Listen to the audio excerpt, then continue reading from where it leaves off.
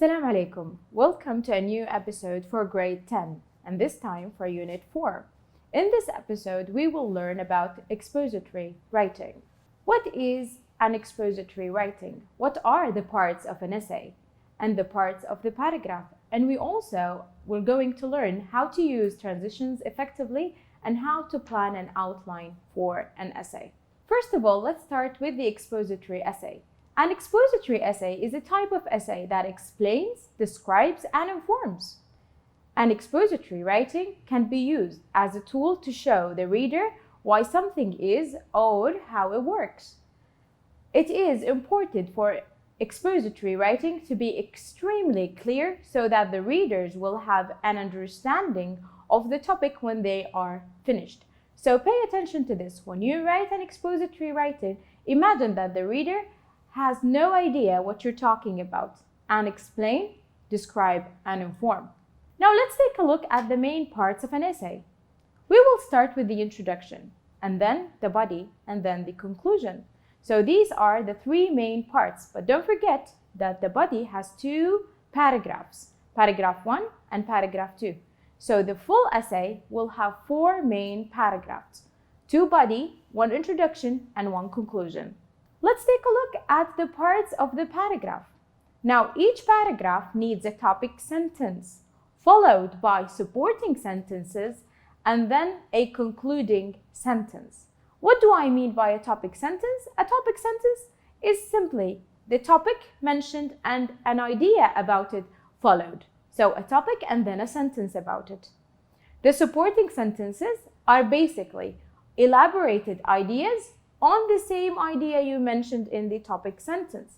And in the concluding sentence, you are wrapping up this paragraph. As I said, a complete essay has 4 paragraphs. Now, usually students struggle when they want to start a paragraph.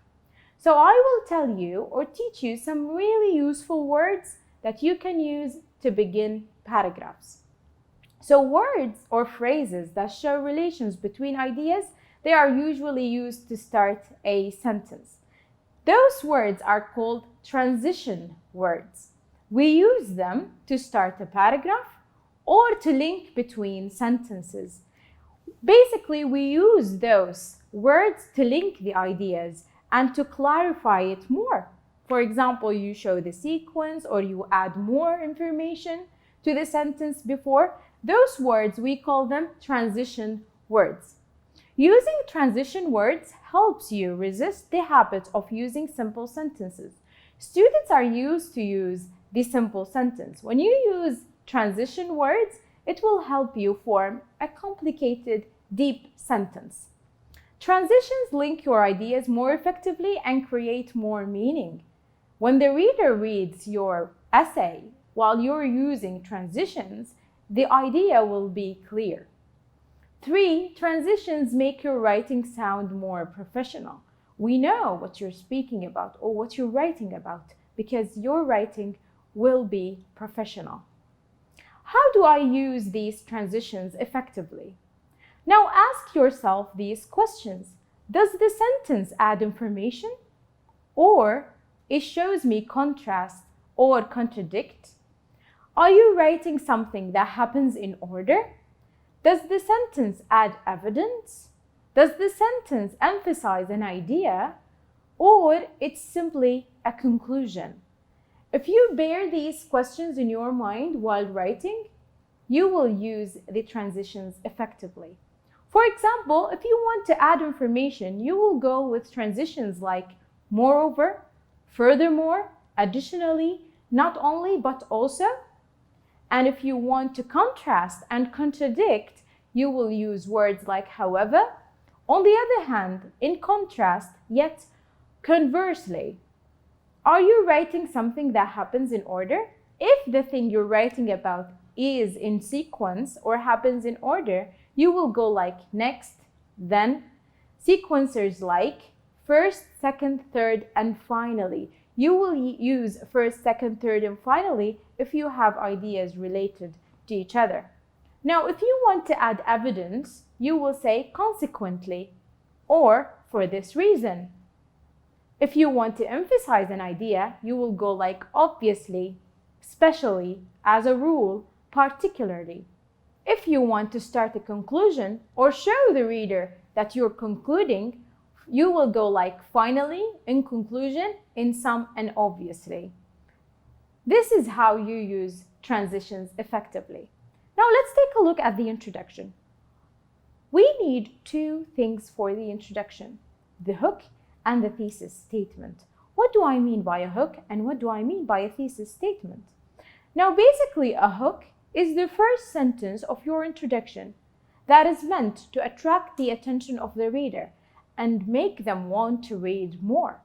You know, all fishermen use the hook to attract the fish. The hook in writing is basically a sentence used to attract the attention of the reader. A hook can be a quote, an interesting information, or a simple question, a verse from the Quran. Those are all great hooks.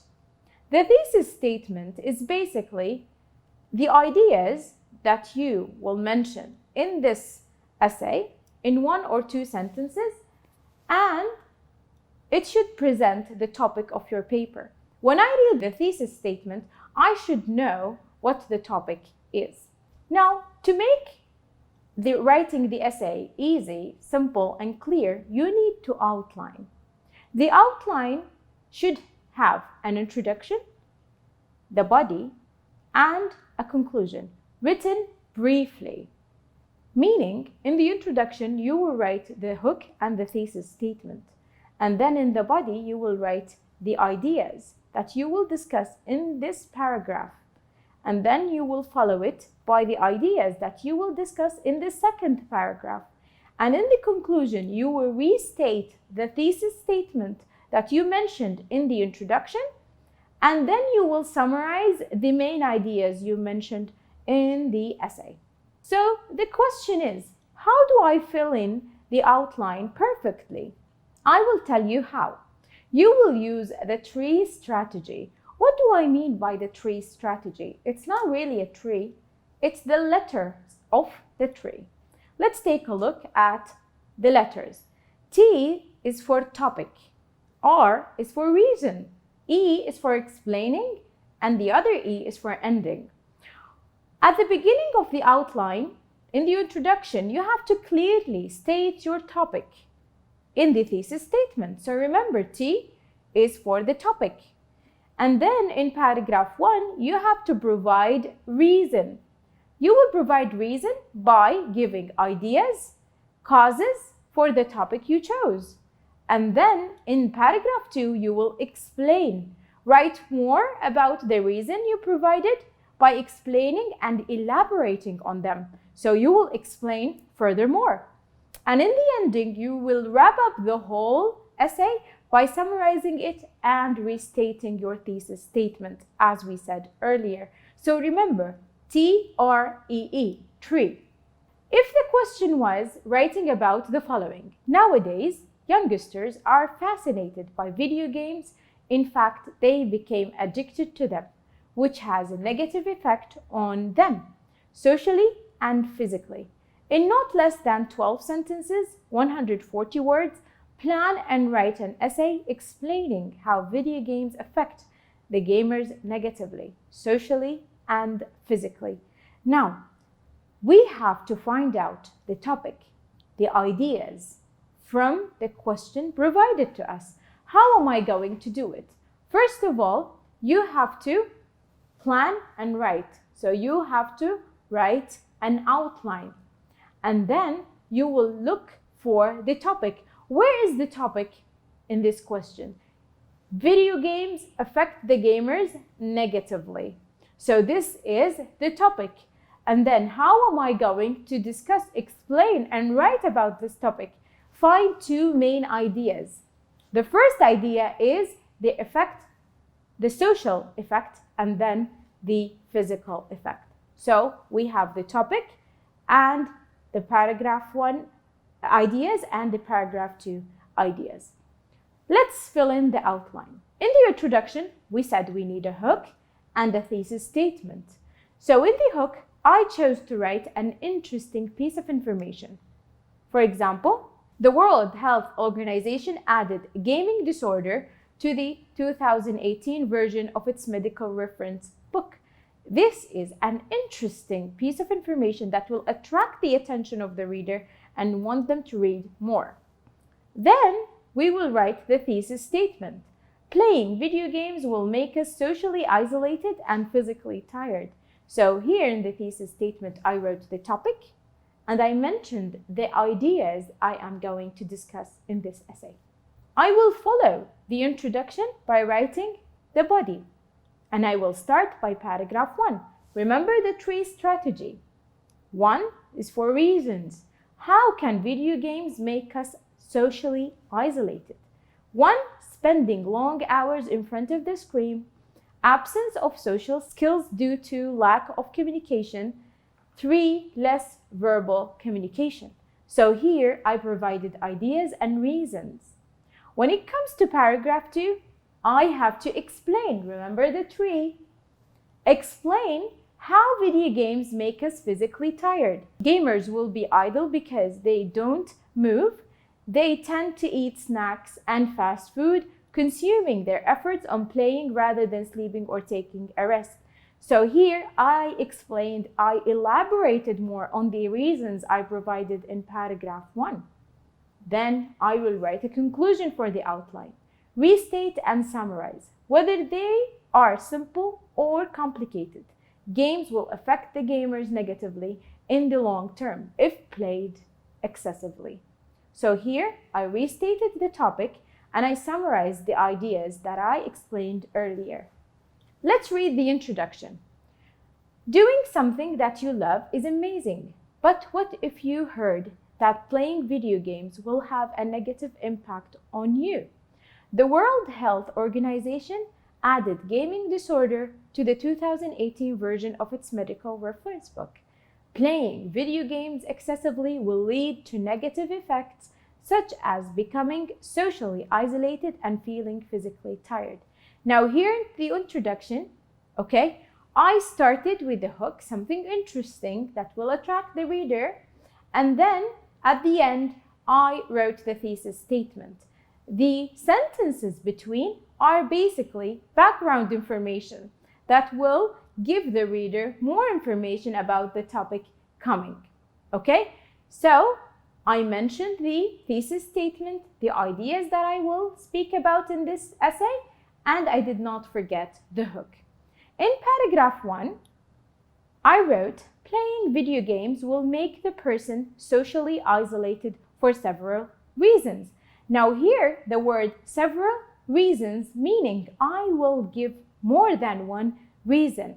When you use this word, you're informing the reader that I have more than one reason to give, so you have to follow up and read more.